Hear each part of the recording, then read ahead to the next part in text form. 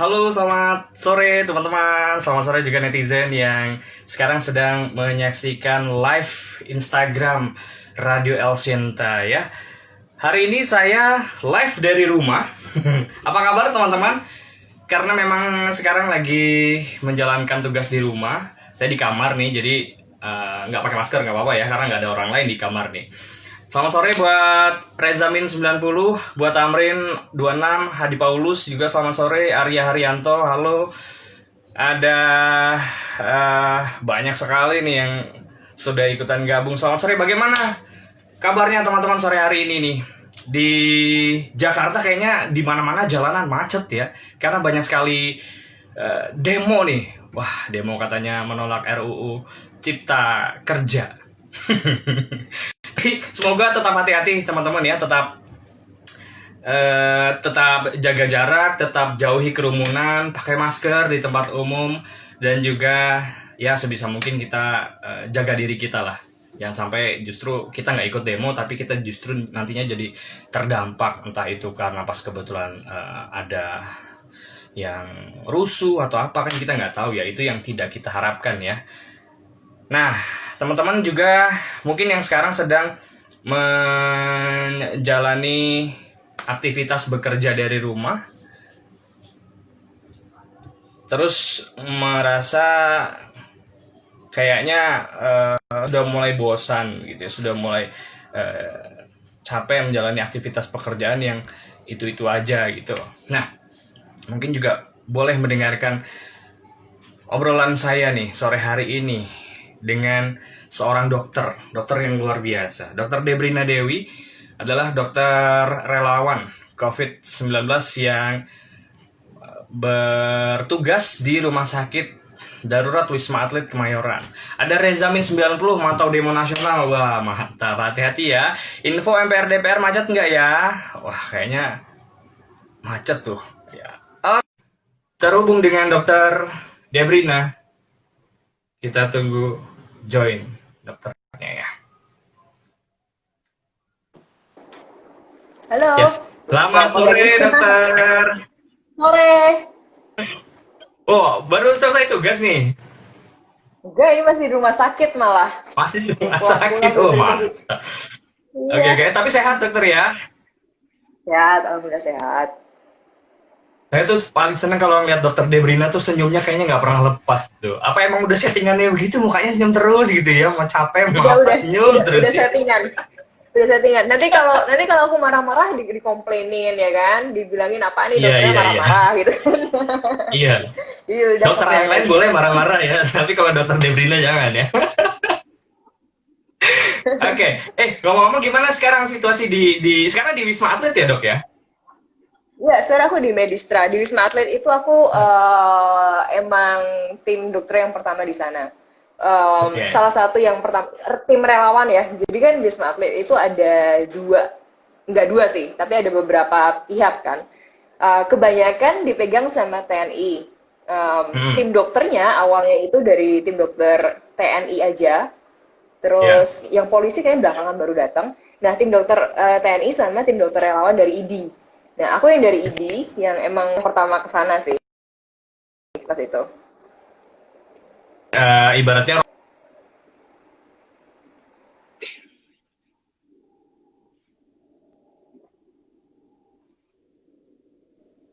begitu ya. Nah, cerita dong sedikit mungkin situasi saat ini gitu, atau situasi ketika pertama kali Wisma Atlet ini dijadikan sebagai rumah sakit darurat, ketika itu seperti apa sih dok? Dengan perkembangannya dari hari ke hari sampai hari ini dok? Bentar ya, aku ini dulu ya, aku ganti wifi dulu ya, kayaknya agak. Oke, siap. Oke. Oke, nanti kita coba tersambung lagi sama dokter Debrina. Halo juga Bang Kiki, Kikian, Artati, Fikri. Ada Alex tuh ya katanya. Nah dok, ini barusan ada komentar ya, dokter Debrina kalau bisa jangan ikutan marah-marah, karena tugas marah-marah udah jadi bagian tugasnya dokter lain katanya. iya iya iya iya, setuju setuju. Jadi kayaknya tugasku bukan marah-marah.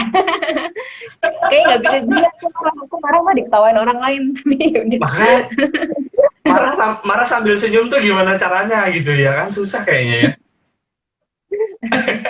Tapi Tapi aku juga tadi ngomong-ngomong hari ini pertanyaan kan kita, gimana nah, gimana? oke. Pertanyaan terakhir tadi saya, kondisi Wisma Atlet ketika pertama kali ditetapkan sebagai rumah sakit darurat COVID dengan situasi terkini, itu kan hari ke hari pasti tentu berbeda. Apa yang sangat terlihat berbedanya apa selain jumlah pasiennya tentu? Kalau jumlah pasien kan tentu, cuman bedanya itu memang pertama kalau Wisma Atlet buka itu stresnya kan beda nih, kita nggak siap ya kan, nggak siap alat, nggak siap sumber daya manusia gitu kan. Ya sekarang juga nggak siap sih, nggak ada yang siap. Tapi yang awal itu emang nggak siap banget, dalam artian Wisma Atlet ini dibuka, aku ingat banget pas itu, pokoknya dibilang hari Kamis Wisma Atlet jadi rumah sakit, hari Minggu udah jadi tuh, ya nggak ada apa-apa, 4 hari udah kelar jadi diterima pasien gitu kan. Jadi memang waktu itu beberapa alat ada yang belum datang, kita kondisikan supaya itu oke untuk menerima pasien dengan sedemikian cara, dengan berbagai cara. Nah, kalau sekarang mungkin kita udah punya alat-alat yang tadinya kita nggak ada waktu di Wisma Atlet, tapi memang karena ya memang eh, ini kasusnya infeksinya cepat gitu ya, nyebarnya cepat nggak habis-habis. Terus kalau yang udah ke arah yang kedepannya buruk itu emang udah buruk, ya challenge-nya ya di situ. Challenge-nya lebih ini sih. Challenge-nya menurutku, sorry, agak kasar. Jadi aku nggak pernah marah, tapi mungkin kalau ngomong agak ceplos-ceplos. Tapi emang challenge-nya sekarang tuh agak bodoh gitu loh. Bodohnya kenapa? Karena kita udah bisa ngegas sebenarnya. Ya kan? Kan kita udah tahu nih, oke, jangan sampai kena COVID, tapi tetap aja pencegahan untuk nggak sampai kena COVID itu nggak terjadi, ya kan? Padahal cara nyegahnya cuma pakai masker sama social distancing. Nah ini yang menurutku bedanya waktu awal sama sekarang itu. Awal kita nggak siap karena emang kita nggak siap, karena wajar menurutku kalau kita nggak siap. Kalau sekarang, bukannya kita nggak siap sih, kita capek, karena nggak habis-habis aja gitu. Iya, tentu manusiawi sekali ketika menghadapi rasa jenuh ya dok ya. Menurutku sih manusiawi banget kalau ada rasa jenuh itu. Oke, nah kebetulan kan ada beberapa temanku juga yang menjalani perawatan di rumah sakit darurat COVID di Wisma Atlet. Mereka itu memang benar-benar hanya diisolasi di dalam ruangan atau di dalam kamarnya, atau boleh beraktivitas di luar ruangan, tapi dalam batas-batas tertentu begitu, dalam area tertentu yang memang orang lain tidak boleh masuk dan dia juga tidak boleh keluar dari area itu dok. Nah, ini berarti aku cuma bisa cerita yang 2 bulan pertama aku di sana ya. Kalau sekarang nggak tahu kan keadaannya gitu. Cuman waktu itu sih bisa kok keluar. Jadi malah kita anjurkan untuk jemur-jemur, kita anjurkan untuk olahraga. Tapi tetap waktu keluar, tetap walaupun kita udah dibagi tuh lantainya, ada yang lantai positif, yang lantai yang udah waktu kemarin kan masih ada istilah ODP, PDP. Nah, dibagi lantai ODP mana, PDP mana, konfirmasi mana. Jadi kita sebisa mungkin kita kondisiin supaya yang ODP nggak ketemu sama BDP, ya kan, kalau nggak ketularan dong. Terus yang kalau yang udah negatif ya pulang, pokoknya intinya jangan ada penularan. Tapi kalau mau keluar silahkan, tetap pakai masker, tetap jaga jarak, walaupun kita udah tahu pemetaan itu. Dan kita tuh ngajurin banget olahraga kan. Dan nggak tahu, ada yang mungkin pernah ke Wisma Atlet dan lihat Wisma Atlet sebelum jadi rumah sakit kayak gimana ya. Sebenarnya kan kayak apartemen aja tuh. Nah, untuk kalau mau olahraga di lorong-lorongnya gitu bisa aja sih. Cuman tiap pagi itu sering ada kayak senam di rooftop. Jadi tetap kita ngajak pasien-pasiennya untuk jemur-jemur di atas, senam di atas, dan olahraga di atas. Nah, ini kan nyambung juga sama topik kita, obrolan kita sore hari ini ya dok ya, bahwa ternyata perasaan bahagia, pikiran yang positif itu juga penting banget buat meningkatkan imunitas tubuh supaya kita setidaknya tubuh kita sendiri bisa melawan virus-virus yang masuk begitu ya dok. Termasuk olahraga ya dok, karena ketika kita berolahraga, kita perasaannya bahagia, hormon endorfin juga kan akan terus berproduksi begitu ya dok. Setuju banget. Asal nggak kecapean aja, asal nggak nggak ngos-ngosan. Jadi aku suka dengan filosofi orang yang olahraga lebih karena fun. Nggak tahu fun-nya dia dapat dari sekedar olahraganya atau sebenarnya dari kompetisinya. Cuman yang penting fun daripada lu olahraga kan, gue olahraga karena gue mau sehat. Itu kan kayak maksudku sesuatu yang diharapkan banget. Gue mau olahraga karena misalkan gue mau gedein badan atau kecilin badan dan lain-lain. Itu kan sesuatu target yang kayak ada targetnya banget nih. Jadi gak apa ya, gak tulus aja dalam olahraga. Yang gue lebih suka olahraga ya karena menurut lo itu fun dan oh by the way ini sehat buat lo. Ya kan? Nah, kalau kita bicara olahraga kan tentu sekarang aktivitas di luar rumah kan agak terbatas ya dok. Nah situasi sekarang ini kan lagi apa ya, rawan sekali. Bahkan kita nggak tahu, mungkin tetangga depan rumah kita ternyata adalah seorang PDP atau ODP sorry, atau bahkan orang di sekitar kita sendiri. Nah kemudian untuk bisa menjaga supaya kita tetap sehat, kita tetap punya perasaan happy begitu. Kalau sebenarnya kalau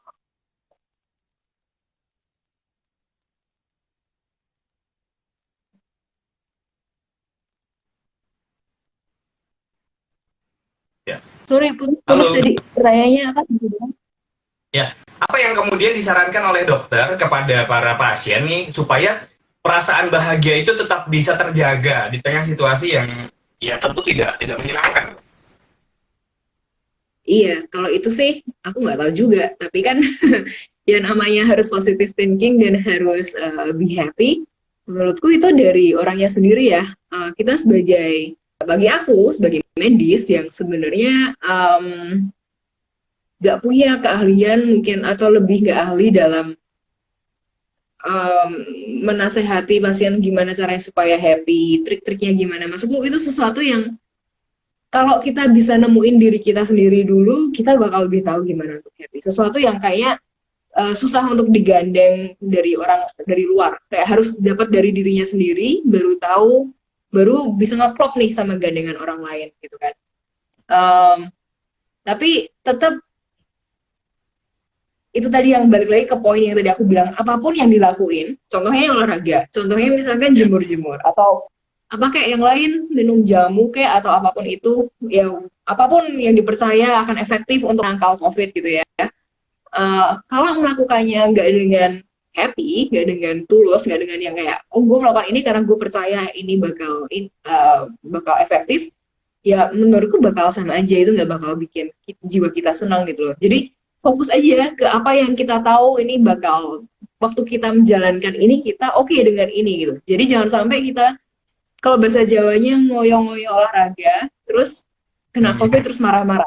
Itu kan nggak sehat secara mental sebenarnya, ya kan? Nah, ada komentar ini di kolom komentar live Instagram dari Alex GZ203. Situasi sekarang ini kan lagi rame demo ya dok. Kemungkinan akan ada klaster baru, klaster demo begitu ya. Itu gimana dok? Kita ikut demo, stres, capek, emosi meluap-luap, jauh dari kata bahagia, otomatis imunitas nanti akan jadi turun dok. Komentar ya? Itu dia.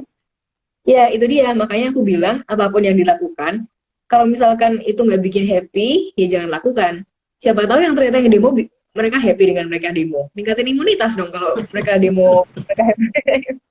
Ya nggak? Mungkin karena lama di rumah ya, gitu ya, nggak ada aktivitas fisik, nggak olahraga. Kalau mau objektif gitu kan, kalau mau objektif kalau misalkan orang itu demo, terus dia happy dengan dia demo, ya meningkatkan imunitas. Tapi demonya jaga jarak, nggak pakai masker kan, itu hal yang berbeda. Karena itu mutlak, lo nggak pakai masker, lo nggak pakai masker, lo pakai masker, lo pakai masker. Oke. Artinya kan tidak jaminan ketika ada demo kayak tadi kita bahas ya, kemudian muncul klaster baru selama orang-orang yang ada di dalamnya tetap patuhi protokol kesehatan begitu ya dok? Iya benar. Aku terus terang belum lihat ini sih, belum lihat laporan foto-fotonya. Biasa kan banyak tuh bermunculan foto-fotonya. Aku belum lihat sih foto-fotonya yang demo gimana pada pakai masker, pakai protokol apa enggak. Tapi ya, tapi karena aku suka ngomongin data ya, dan aku suka ngomongin penelitian. Jadi dari penelitian yang kita lihat, itu udah kebukti banget kalau setiap kali ada mass gathering, yang namanya mass gathering itu suatu acara yang dihadirin secara fisik dari 100 orang, dari kata mass gathering, perkumpulan massa. Nah, kalau udah ada lebih dari 100 orang yang berkumpul dalam waktu yang sama secara fisik, itu akan mendukung penyebaran banget, namanya super spreading kan, infection super spreading. Itu mungkin terjadi. Jadi Kalau udah ada penelitian yang kayak gitu, biasanya itu benar di seluruh dunia. Jadi nanti kita lihat aja angkanya gimana. Oke, ada super spreading tadi ya, mau gimana pun kita patuhnya, tapi ketika jumlah orangnya begitu banyak, ada kemungkinan kita akan tertular ya. Cara paling tepat adalah menghindari kerumunan itu mungkin ya, Dok. Ya. Nah, ada juga kan pesan ini ya, kalau dari banyak sekali dokter bahwa penderita COVID itu harus tetap semangat dan berpikiran positif selama menjalani perawatan. Tapi pertanyaannya, bagaimana kita bisa semangat, bagaimana kita bisa berpikiran positif sementara saat menjalani perawatan kita sendirian, nggak ada keluarga yang menunggu, nggak ada teman ngobrol mungkin gitu kan. Itu kan rasa kesepian itu kan akhirnya juga bikin kita kalau istilahnya jadi parno gitu. Aduh, ini jangan-jangan gue nggak pulang lagi nih habis ini nih, atau jangan-jangan gue pulangnya dalam bentuk jenazah nanti nih, karena ada perasaan-perasaan paranoid itu kan, Dok?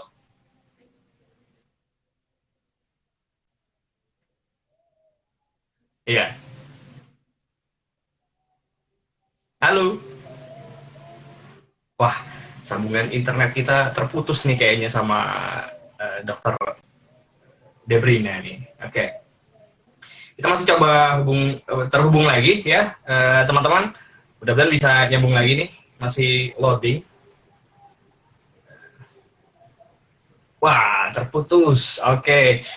Kita nanti coba lagi. Banyak banget yang nanya. Dalam konteks super spreading, asumsinya mereka tidak jaga jarak dan tidak pakai masker ya, Dok. Ada tips nggak buat apa nih? Dari Adrian. Oke, Adrian. Dan juga teman-teman mungkin yang mau nanya, langsung boleh di kolom komentar, nanti saya bacain. Kalau sudah masuk live-nya ya. Saya coba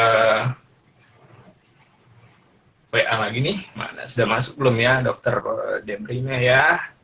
Ada tips buat pasien autoimun menghadapi COVID? Oke, nanti saya tanyain. Buat pasien COVID, pasien autoimun, bagaimana kemudian tipsnya untuk bisa menghadapi COVID? Oke. Kita masih coba buat terhubung lagi sama Dokter Debrina. Sebentar ya. Oke, saya cari dulu ya, mana ya Dokter Debrina. Oke.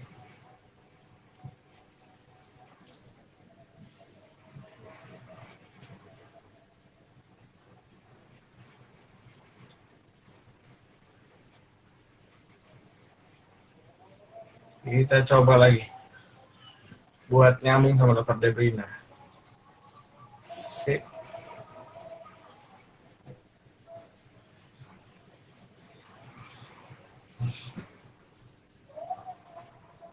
Oh ya, sudah tersambung lagi. Oke. Putus tadi, sorry. Halo Dokter, sorry putus ya tadi ya. Dok, ini ada pertanyaan. Mungkin tadi nggak sempat baca nih, saya bacakan, Dok. Dalam konteks super spreading, asumsinya ini mereka tidak jaga jarak dan tidak pakai masker ya, Dok. Kalau super spreading tadi, apakah misalnya mereka sudah pakai masker tapi tidak mungkin jaga jarak? Apakah super spreading itu tetap bisa terjadi, Dok? Bisa banget sih, karena dan ini mungkin salah satu isu yang harus diakuin, kesalahan kita juga medis adalah pemakaian masker, gembar-gembornya masker. Ya aku nggak tahu sih ini bisa dibilang kesalahan apa enggak. Cuman kan yang terjadi waktu itu kita satu dunia kesusahan masker medis, ya kan? Yeah. Satu dunia karena masker medis jadi mahal banget, satu kotak jadi berapa ratus ribu. Di saat itu karena nggak ada masker, maka jauh lebih mending pakai kain daripada nggak sama sekali. Nah, maka kita sarankan, ya udah lu pakai kain, masker kain aja nggak apa-apa, it's fine. Tapi ternyata ke sini masker medis sudah sekarang udah gampang. Campaign untuk pakai masker yang benar, yang sebenarnya adalah masker medis itu nggak terlalu besar gitu kan. Jadi kalau kita harus ngebandingin nih masker medis sama masker kain itu beda banget sebenarnya. Dan yang efektif untuk mencegah droplet filternya itu jauh lebih efektif yang masker medis daripada masker kain. Nah, aku nggak yakin, tapi karena aku nggak lihat, tapi kok menurutku yang demo tadi dan kemarin kebanyakan pakainya masker kain kalaupun pakai masker. Itu apakah dengan nggak jaga jarak itu dan pakainya masker kain bisa menyebabkan super spreading event? I think so. I think so. Dan pakai maskernya bener apa enggak ya kan? Ada yang digantung di dagu, ada yang apa hidungnya ngintip-ngintip gitu kan juga ada. Ya, itu juga. Yang pakai maskernya di dagu mungkin dia napasnya pakai ini pakai dagu dok gitu. Jadi lubang napasnya di sini dok. Oh gitu. Makanya ditutupin ya dok. Oke.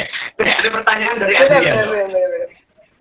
Ada tips nggak sih dok untuk pasien autoimun menghadapi COVID-19 karena pasien autoimun bisa dibilang ini orang yang paling serba salah dok. Setuju banget. Jadi dan sedihnya itu, dan ini kasus yang isu yang jarang diangkat banget.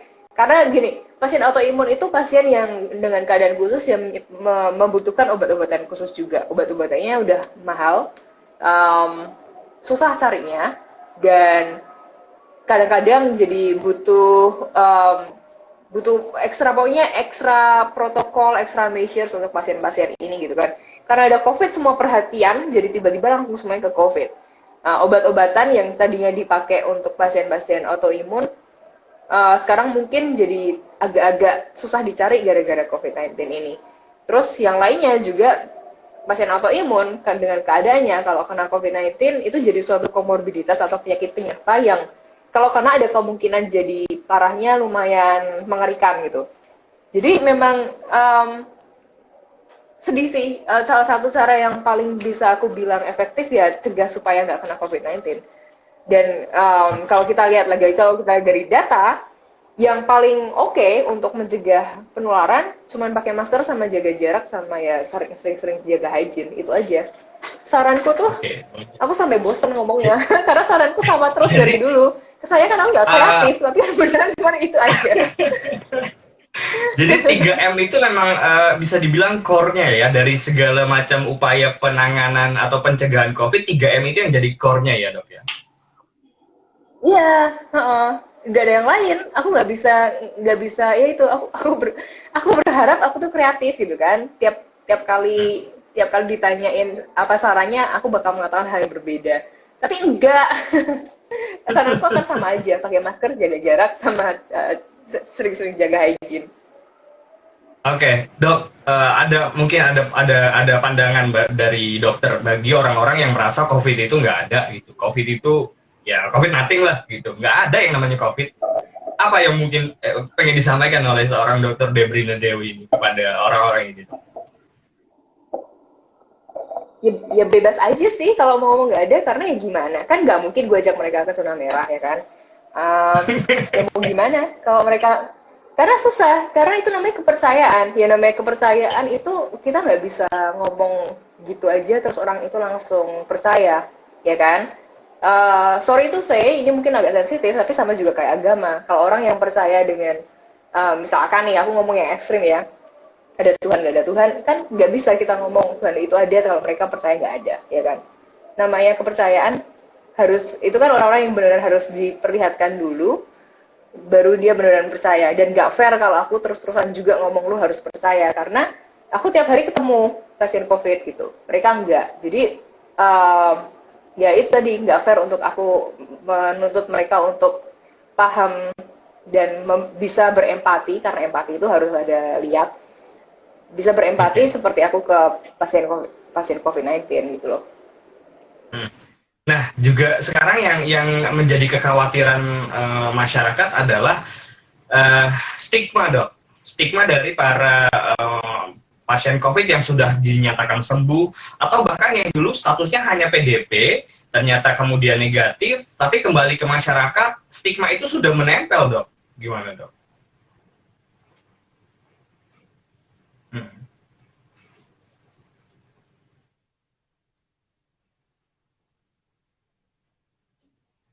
Oke, wah, Dokter Debrina keluar lagi ya. Saya coba invite lagi ya. sinyalnya lagi agak susah kayaknya di sana ya. Saya coba invite ulang.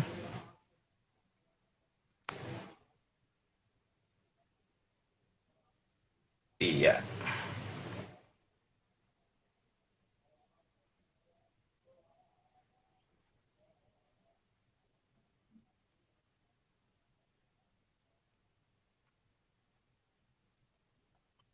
Oke.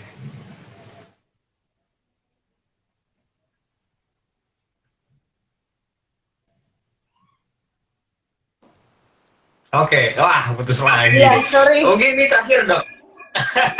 Oke, Semoga. terakhir, terakhir nih. Mungkin Ya. buat masyarakat, ya kan sekarang banyak sekali masyarakat atau warga atau pasien lah ya, yang sudah dinyatakan sembuh dari COVID atau yang tadinya hanya statusnya Ya. PDP, kemudian ternyata hasil swabnya negatif gitu kan. Tapi ketika kembali ke masyarakat, karena stigmanya sudah melekat bahwa dia adalah pasien Oh. COVID, apa yang kemudian dokter bisa berikan pandangan mengenai hal ini supaya setidaknya kita juga nggak bosan-bosan menyatakan bahwa pasien yang sudah dinyatakan sembuh ya sembuh lah gitu, tidak mungkin hampir tidak mungkin menularkan COVID lagi ke orang-orang lain gitu selama sama-sama disiplin menerapkan protokol kesehatan, dokter. Menurutku karena stigmanya udah terlalu kuat, jadi pikirannya kayaknya harus dibalik, yaitu gini, kasus reinfeksi itu ada dan nyata. Artinya kalau misalkan seseorang itu udah sembuh pun, dia masih beresiko untuk kena COVID-19, ya kan? Dan semua orang, apalagi, jadi ini sekarang benar-benar nggak pandang bulu nih. Lu udah pernah kena, lu belum pernah kena, lu tetap bisa kena COVID-19. Nggak peduli lu positif, nggak peduli lu negatif, berarti artinya apa? Lu tetap harus pakai masker sama jaga jarak.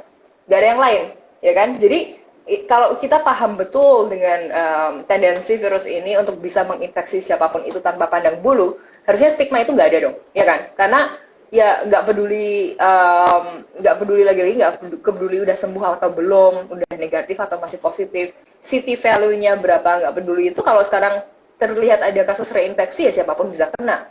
Dan lagi-lagi harus dipahamin kita semua tuh cuma manusia gitu ya, yang banyak gerakan-gerakan atau tingkah laku kita yang tidak nggak manusiawi untuk kita pakai masker 24 jam terus-terusan, ya kan? Kita kan secara manusiawi kita gini aja biasa. Cuman masker itu sebagai alat pelindung yang ekstra yang bukan dari diri kita sendiri gitu loh. Jadi kalau kita paham dengan adanya kemanusiaan kita ini, dengan segala keterbatasan kita, harusnya nggak boleh ada stigma itu, karena kita tahu dong siapa aja. Walaupun lu pakai masker pun, walaupun sering cuci tangan pun, resiko kena apakah ada banget gitu. Oke. Pesan dok buat netizen yang sekarang sedang nonton live kita, ini yang sedang menyimak perbincangan kita, masyarakat yang tentu dengan segala aktivitasnya sangat tidak mungkin untuk secara penuh menerapkan protokol kesehatan, tapi setidaknya meminimalisir resiko supaya tidak tertular. Apa yang bisa dilakukan? Ya itu tadi, lagi-lagi aku harus menjawab ini dengan bosan. Pakai masker, jaga jarak, dan sering-sering cuci tangan, ya kan? Atau sering-sering mandi dan lain-lain. Tapi kayaknya pesanku akan jauh lebih penting kalau sekarang ini ke situnya kali ya, karena aku ngeliat yang stigma ini makin kuat gitu kan. Contohnya gini deh, kita kan tahu nih kasus dokter yang meninggal karena COVID di Indonesia tinggi dibandingkan negara lain. Percayalah, kita sebagai dokter, sejawat-sejawatku itu nggak mungkin teledor dalam pakai APD. Karena kita paham, ini mainannya nyawa, ya kan? Karena kita sadar kalau kita yang teledor, kita yang mati. Kita paham itu banget, teorinya tuh kita tahu banget, ilmunya kita tahu banget. Jadi menurutku nggak mungkin kita teledor. Dengan ketatan kita dalam pakai APD, dengan menjalani protokol itu pun kita bisa kena, gimana orang lain gitu loh. Dengan aku mungkin jadi dokter baru 5 tahun, tapi kan sekolah udah, plus sekolah berarti udah 10 tahunan gitu kan. Jadi 10 tahunan aku dibiasakan pakai masker, jadi mungkin aku lebih biasa pakai masker sehari-hari. Tapi aku pernah dalam fase itu di mana pakai masker itu sama sekali gak nyaman. ya aku pakai masker 5 menit udah nggak ada sesak banget. Itu aku pernah, kita semua pernah dalam fase itu. Tapi sekarang aku dengan nyaman bisa berjam-jam pakai masker ya karena udah biasa gitu kan. Nah, ini menurutku hal-hal yang nanti kedepannya bakal jadi sesuatu yang jadi pembelajaran buat kita gitu. Jangan sampai dengan adanya COVID ini kita nganggap oh pakai masker cuman karena biar ngelewatin pandemi ini aja. Enggak sih, karena ya itu tadi sih kita memupuk kebiasaan gimana untuk memproteksi diri aja sih. Oke.